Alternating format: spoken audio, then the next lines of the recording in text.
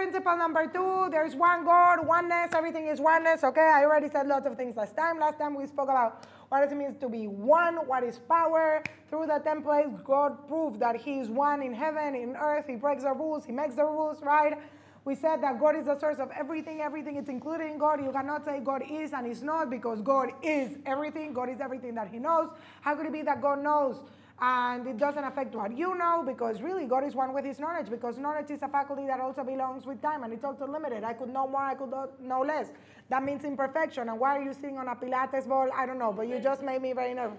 Okay, just don't fall, because that would be funny. Okay. Oh, then I gave you the whole philosophy of how do we know God is one. Great, beautiful. I said lots of things. And then anyways, I said I was going to speak about good and evil, and you're late. Okay, great. So, moving on. We said we cannot really get to know the essence of God because there's no point of reference. And therefore, how can I describe God with words that are made in order to describe things that are outside of God? Obviously, it cannot make sense. Because any word that I would ever use in order to describe anything, it's a word that belongs to a vocabulary that it's limited by whatever goes on in the world or in the realm of that vocabulary, right? But now, what we could get to know is what God does, and therefore, through getting to understand what God does, then we can understand who God is, right? Pretty much this is what it is. Now, there is this famous prayer. I don't know if anyone has ever seen this. It's called Perek Shira, the Song of Creation. It's really cute, pretty much. There are 85 creations that each one says a verse that represents the mission of this creation in the world. It's really cute. Again, obviously, I get to know God through its creations. So now, right, there is an idea. I'm going to read it to you because in English it sounds so nice, so I don't want to say it in my words, you know, because it might not be that much English. But it says, the prominence of a feature in nature is directly proportional to the importance of the lesson that it projects. I'm going to say this again because this is really important. The prominence of a feature in nature is directly proportional to the importance of the lesson that it projects, okay? Meaning, whatever you're learning from in nature, whatever you look at, it wants to teach you a lesson that is as big as what it is. Now, if you would ever think about God, what are some of the words that would come into your mind in order to try to understand God? You would think about being unlimited, almighty, powerful, everywhere, everything, right? Now, if you would think about a thing in nature that sort of has these qualities to the greatest amount, which thing, which creation would you think of? Which is the creation that represents these ideas? Everywhere, unlimited. The sun, the ocean.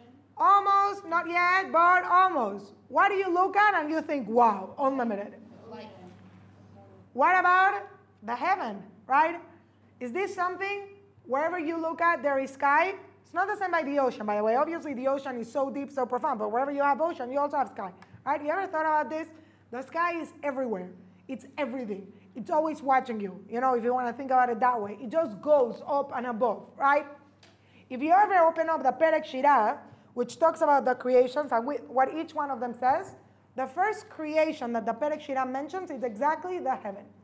Because the heaven is a creation that you would look at that would express these qualities or these ideas about what God is as well as you can. Because pretty much what's the heaven? Just as God is everywhere, the heaven is everywhere. If you could ever think about what it means to be unlimited, what it just means to be like, wow, too much, extended, everything, that's pretty much the heaven. Wherever you look, that's where the heaven is. By the way, if you ever just think about it, this is just like an idea that if you think about it, it's just crazy. The heaven is a creation of God. And when you think about heaven, there's no way you could like even understand what the heaven is because it just contains that much. And the heaven is made by God. So if you look at the heaven, it's directly proportional to the lesson that it wants to teach you about God who created the heaven, right? So if the heaven is that much and it's just that everywhere, imagine what God is, right? By the way, there's a big question in the Torah, right? Why do we have so many galaxies? Why do we have so much stuff in the sky? You ever thought about this?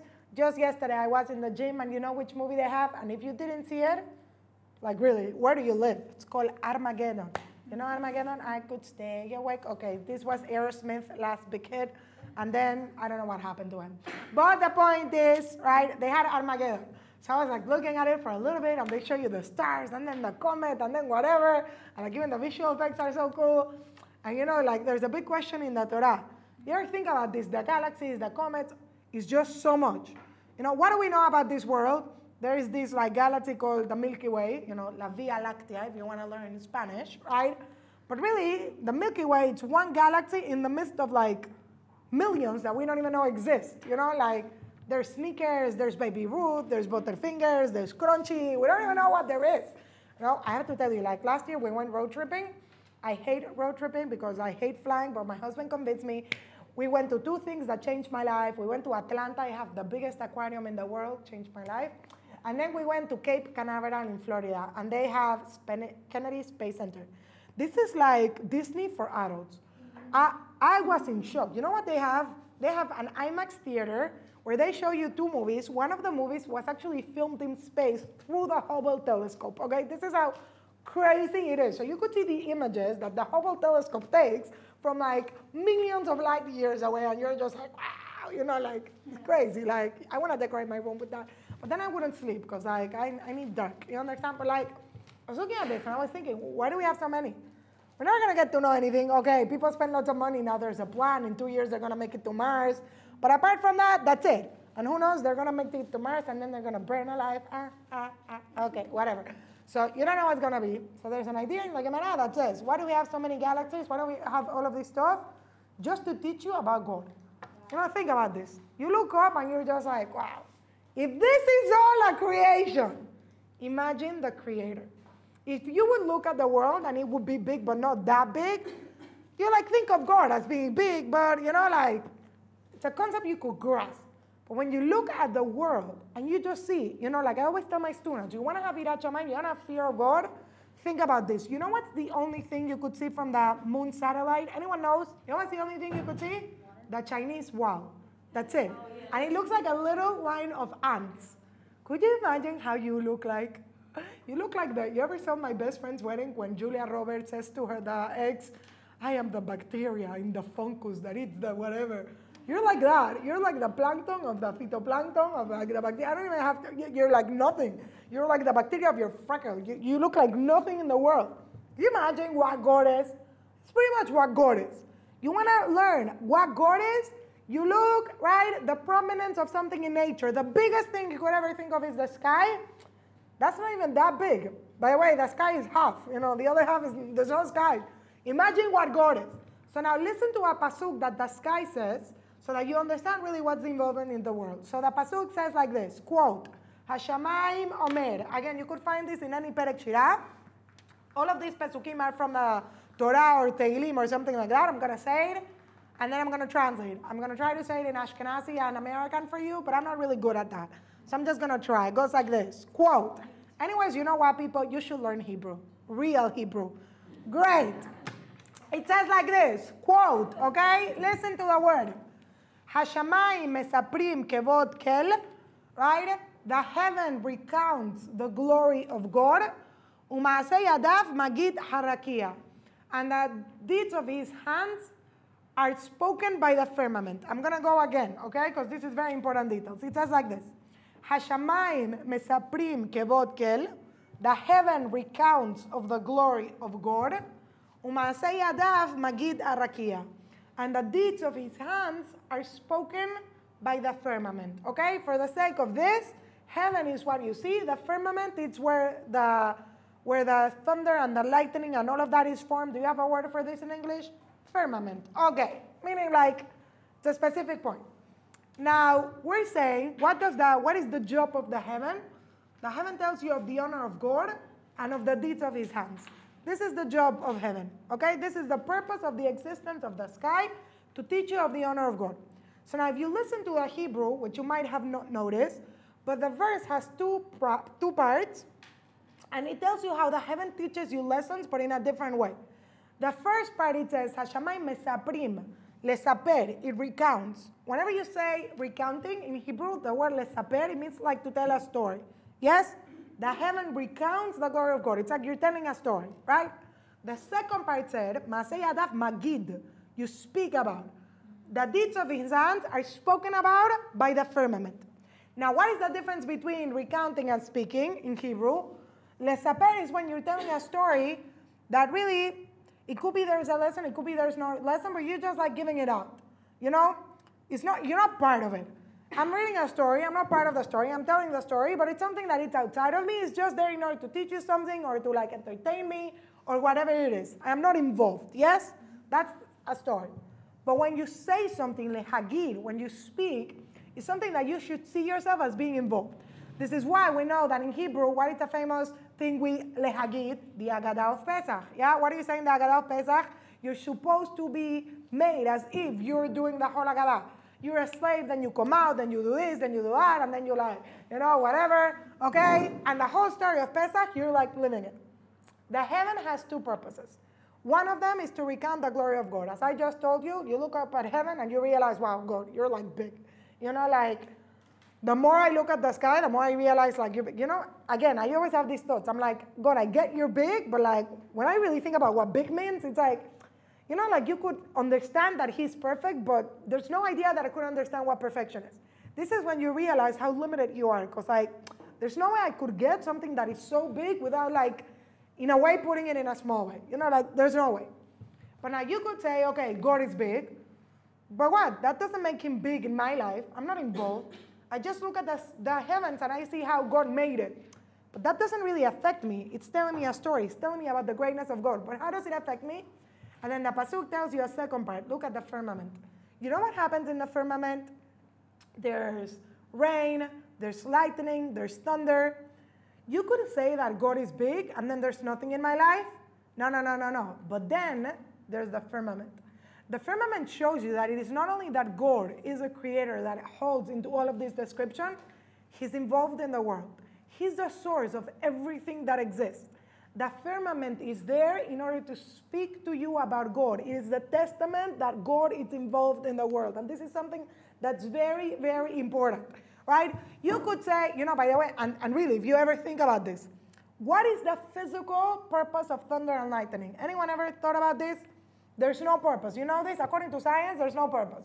Okay, I guess if you're in the middle of darkness and you can't see, thank God that there's lightning. But there's no actual purpose for lightning. You know what I'm saying? In Judaism, whenever you hear thunder or you see lightning, which usually happen one next to the other one, thunder comes first and then lightning, because light travels slower. Got it? Faster? No. Oh, first there's lightning and then there's thunder? Okay, great. But now, you say special blessings. You know this? Okay, if you're Sephardi, don't say this with the name of God. If you're Ashkenazi, you could. But anyways, there are special blessings you say. You say like this. One of them you could say for everything. So if you want to learn just one of them, this fits well. You also say this blessing whenever you see a wonder in the world. You could say it when you see the big sea, any ocean, you could say this. Whenever you see huge mountains, so if you decide to go climb Mount Everest, okay, then you could say this, right? If you see a rainbow, you could say this, even though it has a special blessing, but you could say this. One of them you say like this, Baruch atah Hashem, oseh ma'aseh bereshit. Blessed are you, God, the one that does the deeds of creation. What does oseh ma'aseh bereshit means? You didn't just do creation. No. You did this. Oseh ma'aseh, you're doing this constantly for me. What is the whole purpose of this whole world existing? Who needs all this stuff? God did this for you. So you could go around touring and you end up in Thailand and you see a new thing and you see this new thing. All of this God did for you so that you could see that he is oseh ma'aseh. Oseh means he's doing the deeds of creation. You might think that God created the world once and it was it. No, but he's oseh ma'aseh. He's making it happen at all of the time, okay? God is constantly involved in making the creation happen just for you. The other blessing that you say whenever you hear thunder, okay, if you want to learn it, is Baruch atah Hashem Elokeinu melech haolam. Blessed are you, God. Listen, shekocho ugvurato malei olam. That his strength and his might fills the world. You know why God makes thunder? So that you realize how strong he is. Think about this. When you see a lion, imagine if you get a lion and then he just goes like, roar. You'll be like, this is like a kitty, but then no, you hear a lion goes like, roar, like something like that. No, okay, I am not a lion. I tried to make voices for Chevy and I teach her about lions. She learned that there's a famous zebra called Marty and there's a famous hippopotamus called Gloria. We went to a zoo and she learned a little bit about every animal. When we saw bats, she learns about Batman. She needs to know how they apply into the zoo. And she also learned about Timon and Pumbaa. Okay, but the point is, right, Chevy's my baby. We speak about her every class because You can't have a class without mentioning Chevy. What's the purpose of the class? Okay, but what is the point?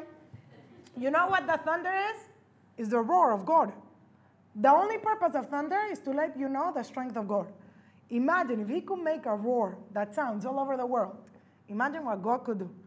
If God could fill in one moment the whole entire world with lightning, imagine the amount of energy he has, how he could fill this world. That's for you to have understanding of God. The purpose of thunder and lightning, says the Torah, the whole firmament. It's only there in order for you to see the deeds of God, his hands. He's so involved in the world, even when you're not able to see it. Now, a lot of things I know, but God doesn't handle the world. There is like mazal, like destiny, what do you call this stuff? Like Walter Mercado, horoscope, this and that. The Torah says, you know what's the difference between horoscope and all this? How do you call this in English? There's a word for this. Astronomy and all of this stuff, says the Torah. Imagine, right, and it's very important that you know this. Imagine I am a puppeteer, okay? So I don't know how to do puppet, even though I bought Chevy this cute little book that speaks about dogs, and you put your finger in and then you move a little dog. How cute is that? And she thinks there's a dog because he goes, oh, wow. Okay, but the point is, right, imagine I am a puppeteer. So I have a puppet, right? And I am moving the puppet through sticks and through rope, okay? Would you be able to say that the only one affecting the way that the puppet is moving, it's me? Yes or no? Yeah. Yes or no? So most people would be able to say yes. But I mean, I didn't pose the question well because I don't know how to ask questions. But the point is, the answer is really no. Because I am not the only one that's affecting the puppet. The ropes and the string and the wood, all of that is affecting the puppet. If I would put different ropes, heavier, whatever, I am the one causing the movement, but all of that is affecting the movement. You understand? Now, in the world, most people think that this is how God manages the world. He is the puppeteer, but there are ropes and there are strings, and all of that have to do in the way that the world is managed, also known as astronomy, horoscope, whatever you want to call it. So some people just, like skip the whole God part, and I could just affect the rope. And if I affect the rope, then the puppet is automatically going to be affected. That makes sense. But now in Judaism, we don't believe this. You know what we believe? It's like someone that is doing something with his own hands, but his hands are wearing gloves. Are you able to see the hands of the person? No, you're able to see the gloves. But would you say that the gloves are affecting whatever is being managed? No, it's all the hands. That's God. Maaseh yadav magid harakia. All of the world, you see it, and what do you see? Oh, there's this, there's that, there's that. That's not God. No. They're really, really, really expressing the hands of God. It is just that God hides his hands through whatever you see in the world. But if you look deeper, you'll understand that all of the time it was just the hands of God. And there's nothing, and by the way, again, this is the whole purpose of all of these things. This is why, by the way, we know that in Judaism, if there's one thing we really, really pray for, and we really, really read, is rain. Rain is like one of the main focuses on Judaism. You pray for rain every day. If there's no rain, we fast. If there's rain, everyone is always trying to understand the weather in this country. By the way, if you ever moved to Israel, Israel has the most unpredicted weather in the world. It's like a crazy thing. One day it's winter, the next day there's a sandstorm, okay? You don't understand what's going on here. You should just have weather for clothing for every weather every day. Like in the middle of April, you get a sandstorm, then the next week it fall snows. I'm not actually joking. If you're going to be here for the winter, you're going to notice this. It's just so fun, okay? Now, why so much rain? Because rain is the one testimony that there's a connection between God and the world. It is not just there's God and there's a world and he checked out. No.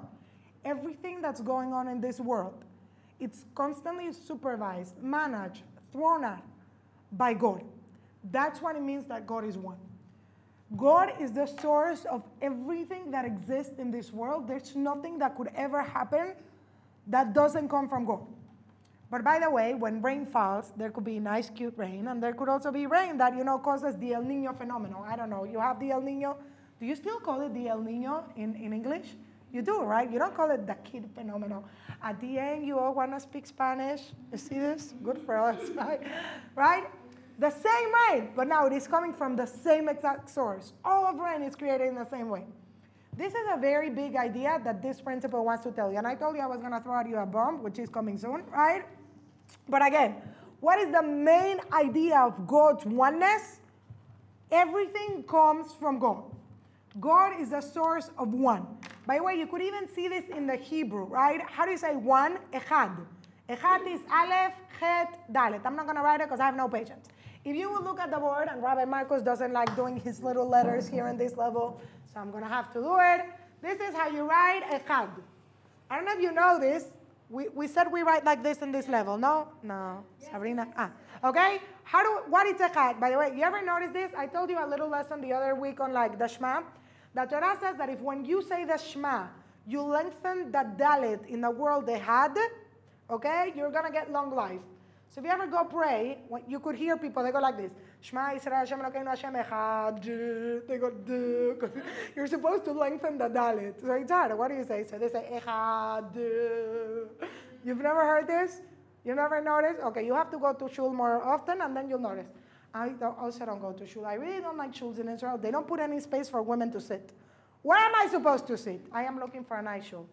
Okay, but the point is, Echad, okay? You say, listen, God is one. What did we say last time? God is one. He's the source of everything. Why do you say the Shema like this, right? Everyone remembers?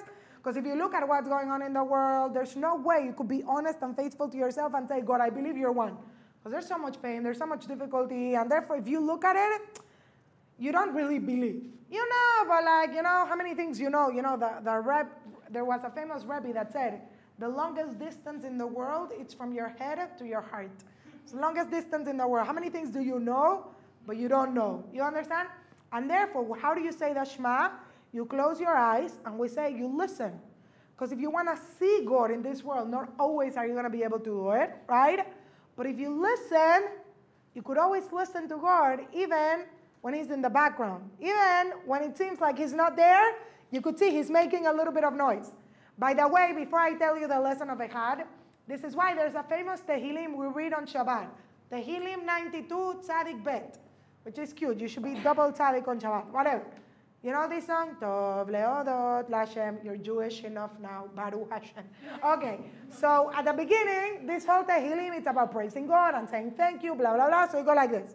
It is good to praise God. When do you praise God? And it says like this. Ulehagid baboker chazdecha. You know, ulehagid baboker. We can't sing because Binyamin is here. Okay? Ulehagid baboker chazdecha vemunatcha baleilot. Now, you wouldn't get, there's a little catch, because you, I guess, don't know Hebrew yet perfectly, but if you would know, you would notice something very interesting. I'm going to translate it for you. Literally, you tell me what you find wrong. Lehagid baboker chazdeha, to speak in the morning of your kindness, vemunatcha baleilot, and of your beliefs at nights. Anyone notice? I'm going to say it again. I'm not just speaking funny English. There's a reason why I'm saying it like this. To speak of your kindness in the morning, and of your faithfulness at nights. Anyone notice? Yeah. Nights. What is nights? Plural, right? There's a reason why I'm doing this. Morning is singular. Nights, it's plural. You know why is that? Morning represents times of your life when you have clarity, when everything is good. At that time, you speak of God. You know God exists, so you speak of his kindness. By the way, it's also telling you about how to deal with your own life. When things are good, speak about it. You're going to have like money in the bank saved for when things are not so good. You understand? Whenever something good happens to you, you speak about it. But now, when good things go on in your life and you have clarity, you're able to see morning. There's one source. But when things are hard and it's difficult and you're confused, it's nights. You ever notice this? Because when things are hard, you think as if people are throwing at you things from every direction. There's no way you could just say there's one God. It's so hard for you to like get to it, to realize this idea. God, I know you're there, but like maybe you have a partner that hates me, like what's going on? I don't really know what's going on. I know you're the one doing this for me, but I can't really feel it. I feel as if there must be more than one of you. You know, one of the reasons why people don't believe in God, which I'm not going to go so much into detail about it, is because in many ways it's easier. Because when you have pain in your life, for your own sake, you rather not believe in God than believe that there's the good God that is sending you so much pain. You know, apart from the people that don't want to believe because they want to do whatever they want, which is a different topic, there are people that do it as self-defense. Like if I would think that God sent the Holocaust, I just rather think there was not God. Or maybe there's a, because for me to understand that the same God that is so good is sending a Holocaust, I'd rather not believe in it. But we in Judaism say no. Sometimes you don't see God, but you could always listen to God. Nights, you see lots of things, but when you're going to get clarity, what are you going to know? You're going to know that actually it all came from the same source. This is why, by the way, if you ever pay attention to the Shema, right, which is the main affirmation of your believing God, whenever you say the Shema, it's like a whole prayer that comes after the Shema, between the Shema and the Amidah, right? It's different in the morning and at night because it exactly represents this point. In the morning, when you finish saying the Shema, right? Look at it in your Siddur, you finish like this. Ani Hashem Elokecha asher hotzeticha emet mitzrayim, Hashem Elokechem emet, and then you go emet, v'yatziv, v'nachon, v'kayam. I don't know if anyone has ever noticed this, but 1 second I'll show you. Say emet, v'yatziv. This is in the morning, okay? At night, you say the whole Shema, and then you say the blessing after the Shema, and you don't say emet, v'yatziv, you say emet, v'emunah, kayam lahat, right? Emet, v'emunah. Meaning, what is the difference? In the morning you say, Emet, Hashem, you're true, V'yatziv. Yatziv means you're existent. I could see you standing, V'yatziv, like it's something that I know it's here. At night, you don't say V'yatziv, you say V'emunah, I believe. Why don't you say Yatziv? Because in the morning you know there's God.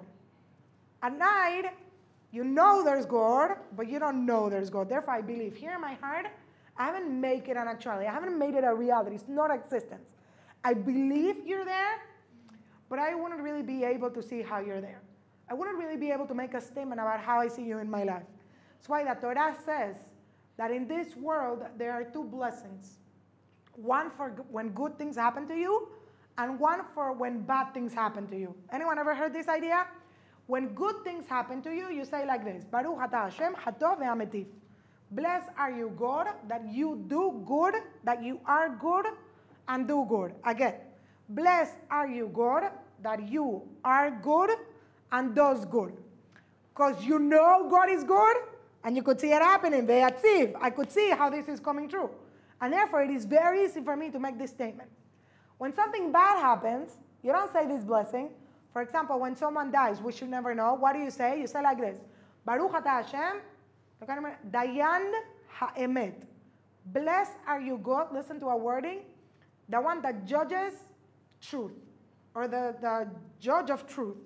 Which pretty much is, I don't like what you did, but you're the one that knows it. You know, if you hear it in between the lines. I don't really see it, but you're the one that judges what is truthful or not. Because in this world, we cannot see what is going on. We cannot see how God is the source. But the Torah says, and again, I'm going to throw at you a bomb in a little bit, and you're going to understand this point. But the Torah says when Mashiach is going to come, we're only going to say one blessing. Baruch hatov ve'ametiv, the one that is good and does good. Because there's not going to be any distraction. There's not going to be any doubt. We're going to see everything with clarity. We're going to see how God is the source of everything. So now coming back, the Torah says that if you say the Shema and you lengthen the Dalet in a Had, okay, you get long life. What does it mean? So I told you the whole existence of God we see in the word one. What does it mean that God is one? There is Aleph is 1, Het is 8, everyone got this? Dalet is 4. Yeah, check this out. You're making a statement that there is one God. There are 7 heavens. God is above. So he, let's say, goes down, right? That's 8. There's one God that goes all the way down and spreads himself through the 4 corners of the world. What is one? There is one that is everywhere. You know, which in itself is contradictory, but it's not. And when you say this, this lengthens your life. It doesn't mean you're going to live a longer life. The quality of life, when you really get to this point that you totally understand this, you totally accept this, it changes your life. Echad, you're one God. You're up there. You know what up there means? I'm not going to get you because you're too far away from me. You know, Shlomo HaMelech says, who is man to understand the king? You're not going to get it. Get the idea that you're not going to get it because you start from up above. And then you're spreading that upness everywhere. But it started from a place that was much more up. You understand? If I am your teacher and I am teaching you a concept, my job is to help you understand the concept. But you're not going to get it in the way that I get it because I'm the one teaching it to you. So you're getting it diluted in a certain way. You're getting it in a way that it's for your level. You know, it's like when parents try to teach children how parents bring children, you know what I'm talking about? And then they talk about bees and flowers, and you're like, okay, that's cute. The whole point is you start over there. I'm not going to get it because you're starting from a much higher place. By the way, just because I like you, I'm going to tell you something cool. Expressing this point that I'm saying, you remember the whole I don't see, whatever? If you ever open up the Shema in any Siddur, in any Torah, anywhere in the world, you're always going to see that there are two letters that are bigger than the other one, okay? Shema Yisrael Hashem Elokeinu, Hashem Ehad. It's always written like this. Open up, I mean, obviously not like this, but much more like this, right? But in any Siddur, you're always going to see that there are two letters that are written very, very big. Now, obviously, it's not that someone didn't know how to use the pen. They want to teach you a lesson. So number one lesson, this is the obvious one that everyone knows. The Shema, it's a testimony that I believe in God, that God exists. And therefore, the letters Ain and Dalet form the word Ed, which means witness. You're a witness to God's existence, just as God is a witness to your existence. For more information on this, you come to Mechina. Okay, right? You're a witness to God's existence, just as, by the way, if you want to hear more about that class, there is a class on YouTube that talks about this. It's called Do You Really Believe in God? We try to be creative with the names. Okay? Now, but, you know what else he's saying? Listen to this. Huge, right? Ain is bigger. Why is the Ain bigger? What does Ain literally mean? Ain, what does the Ain mean? Who knows Hebrew? Your eye. Yeah, Ain means your eye. Yes? Hold this. This is the eye, okay? Dalet, it's always used in order to refer to the physical part of the physical world. Because this physical world, it's always expressed through four, right? You went through Mahina, you got this. 4 elements, 4 directions, right? 4 corners of the world, even though it's circular, but there's 4. Because 4 means limitation. It's like a square is structured. That's physicality. It's always limited. It's always structured. It's always there. There's nothing outside of it. When you say the Shema, why do you close your eyes? This is halakha.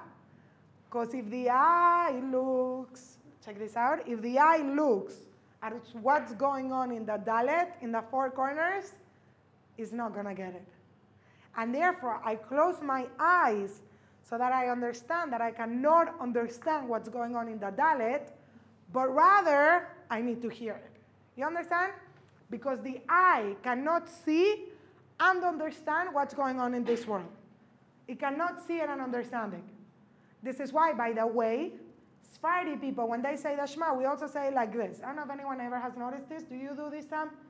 We usually say the Shema like this. Ashkenazi just close their eyes whatever they want. Sephardi people, we do like this. Okay? This is also the peace sign. Why do we do like this? Everything has meaning. Don't you love it how in Judaism everything has meaning? Can I really say this out loud? It's crazy, everything. Okay, moving on, right? Why do we do like this? Listen to this, check this out. Because your fingers are making up a very important word. 3 is the shin, yeah? You check this out. This, going like this, it's a dalet, okay? And the little finger, it's a yud. This is making the name of God. The name of God, Shakai, you could also find it in the Mesusa, you could also find it in many places. I'll explain this much later in another principle. But the name Shakai means Shehu Dai, the one that's enough. The one that's enough. You know when someone needs to be enough? When you do not see them doing it, but you're sure they could do it. You hear that? You say, Hashem, I don't understand what's going on in the world, but I know you're enough to do anything. Even though you're not doing it and I can't get it, I know you're enough. By the way, in the Shema, you're actually making this statement. You're saying there's reward, there's punishment, God manages the world. You ever read the Shema? Read it in English. But how do you know it's true? Because in this world, evil people are making it. And good people are suffering. Shakai. I cannot see and get it. This is not the way this world is. I cannot see and understand it. Now, how do we understand it? So let's go back to the oneness, right? We said God is one. One, everything is contained in it. Now, in other words, I'm going to give it to you like this. God, says the Torah, there are 4 worlds according to a Kabbalah, whatever that means. God's world, it's called Olam HaAtzilut. Atzilut, it's like pure light, okay? Think about it this way. Now, what happens when you have very, very strong light in front of you? If you look at it, what would happen to you? You would go blind. You cannot look at light. But the world of God is expressed as pure light. And I'll continue with this idea of light next Wednesday, okay? Because I'm going to tell you something more. Now, I cannot really see light. So now all of you people that know science, what happens to light in this world so that you would be able to see it? What happens? Diluted. It's refracted into different colors. Yes, that's the rainbow, that's whatever you want. Light is refracted into different colors. Till now, everyone is with me? Yeah. But what are all of the colors? All of the colors are part of light. Now listen to this. Does light have a color? No. You know what light is? It's transparent. Now I found a little bit of a failure because when I was young, what did they taught me in school? Transparent is no color. You ever heard this? That's a mistake. Transparent is every color. Because the only way I could reflect something is when I have it. You know what I'm trying to say? When you have transparent, and this is why we cannot do transparent in this world, because whenever you would try to paint every color, you're already starting from a surface. Like you have a white page, so there's already color in that. You understand what I'm saying? The only way of having transparent is when you put all the colors together in a place that there's nothing else except for all of these colors, whatever you want to say. But you think about transparent. Why is transparent? Transparent is light. The only reason why it is able to reflect or to, like, whatever you want to say, every other color is because it contains every color. I cannot reflect something, or whatever you want to call it, that I don't have. Does that make sense to you? Now listen to this. This is huge.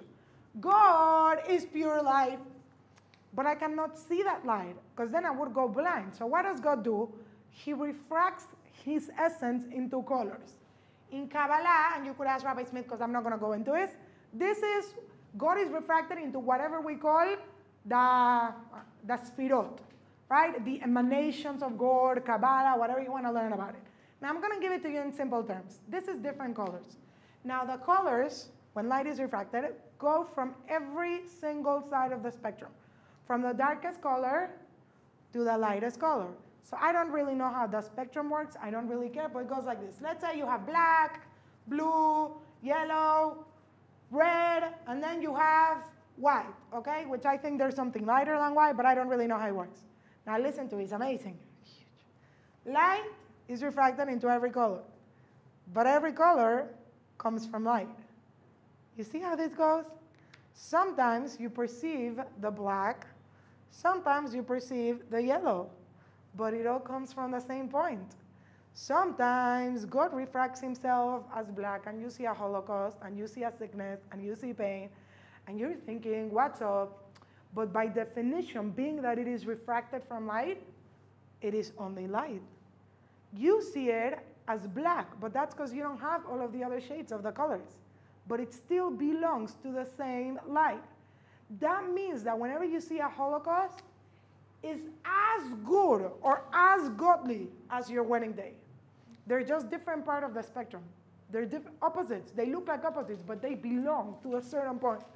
Actually, the distance from black, from the farther away darkest color in the rainbow, whatever you want to call it, to the light, and from the farther away from the other side, the lightest to the light, it's exactly the same. You ever thought about this? It's exactly the same. The darkest you could ever get God, whatever you want to call it, it's exactly the same as the lightest you could ever get God. Because God is one. Now, I said it in very, very simple terms. But if you really think about this, and again, sometimes I don't think about this, because sometimes I also want to be a victim, okay? Your life, just like, wow, it just changed in front of your eyes. Because you understand that you're really perceiving God in a certain way, but it's still God. And being that God is only goodness, as I'm going to show this to you next time because I have to leave, right? Or maybe I'll just give it to you right now. Then I'm still just getting God. Every day you say in your prayers a famous pasuk like this. I'm going to write it here. Baruch, this is like right before the Shema. There are some blessings called the blessings of the Shema. You check it out in your seal. Say, Baruch atah Hashem Elokeinu melech haolam. Check this out. Yotzer or ubore choshech. Okay? The one that forms light and creates darkness. Very important that you get the language perfectly. Let's go again. Yotzer or, the one that forms light and creates darkness. This verse is taken from the prophets, and in the prophets it's not written like this.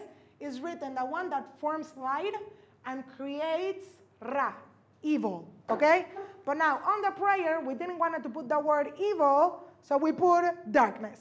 So obviously, light means good, dark means evil, right? Now think about this for a moment. God doesn't make any mistake. There's a reason why it is written. God forms light and creates darkness. What is the difference? What is the difference between forming and creating? Check this out. This is so interesting. What is the difference?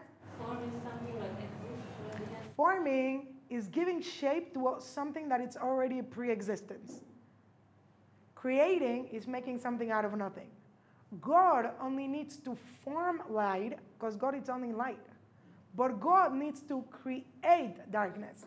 But if you were following the first principle, then what did we say? Whatever it's created means it's non-existence because it's dependent on the one that created it. Therefore is, but it is really not. Because it could be here and it could not. God forms light, but he creates darkness. Because the darkness, it's only a creation that is there in order to allow you to think that there is no God. But if you look at it into it deeper, then darkness is actually something that is spelling out God. Because darkness is created by God, and therefore darkness is saying, hello, I am here, I made it. The whole purpose of darkness is to not allow you to see light. But if you look into darkness, you should be able to see that there's someone that made it. That's exactly what's going on in this world. That's exactly what everything is. God only forms light because really God is only light. Everything else is created. But a creation is supposed to express who created it. This is why, look at what Rabbi Nachman says. And I always say this, and it's my favorite idea, and I'm done. Rabbi Nachman says, if you ever go into a room and the lights are off, are you ever going to notice anything in the room? No. Now, let's say I come back into a room and I turn the lights on. Now I'm going to see people, I'm going to see chairs, I'm going to see tables. Am I going to think they all run really quickly to their spots like Toy Story? No. What do I know? They were always there. It's just that I lack the ability to see. Says Rabbi Nachman, that's your life.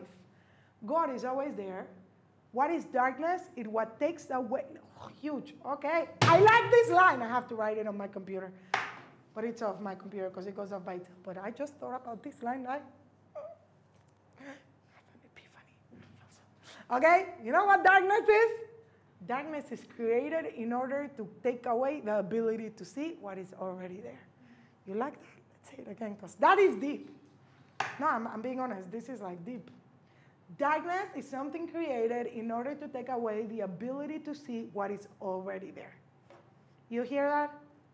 Once you get it, then you'll understand you're missing out on what is there to see. So then you could turn on the light. Ko pochi, pochi, pochi, pochi, cha, cha, cha. We're going to turn on the light. I don't know what she says. I don't know what she says. I only know turn on the light. Is that even English? Okay, beautiful class. What do you think of the bomb? What do you think of Principles 2's bomb?